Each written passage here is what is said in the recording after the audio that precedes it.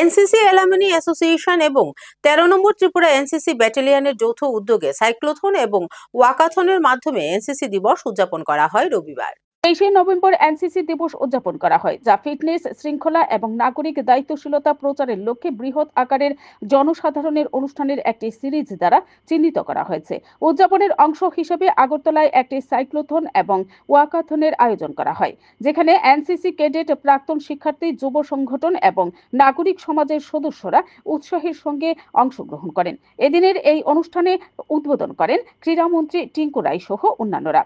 আগরতলা উজ্জয়ন্ত প্রাসাদের সামনে থেকে সাইক্লোথন এবং ওয়াকাথন সূচনা হয়।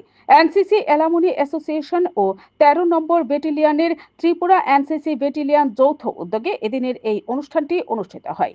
Bureau report, BTV Tripura news. हम लोगों ने एक साइकिल रैली के आयोजन किया है और साइकिल रैली के आयोजन के साथ साथ नशा मुक्त भारत निर्माण करना है। तो नशा मुक्त भारत एक स्लोगन नहीं है, ये भी हमारा संकल्प होना चाहिए। जो आज मेरे को जो सुनने वाले युवा है, तो मैं आप लोगों से रिक्वेस्ट करूंगा, मैं खुद जब नशा मुक्त मैं अपने आप को जब करूंगा तब नशा मुक्त समाज निर्माण हो सकता है। ये स्लोगन नहीं है, अपने आप को संकल्प लेना है। तो मैं नशा नहीं करूंगा, मेरा फ्रेंड सर्कल, मेरा जो रिलेटिव है, मेरा जो आसपास रहने वाले मेरा दोस्त है, कोई नशा नहीं करेगा।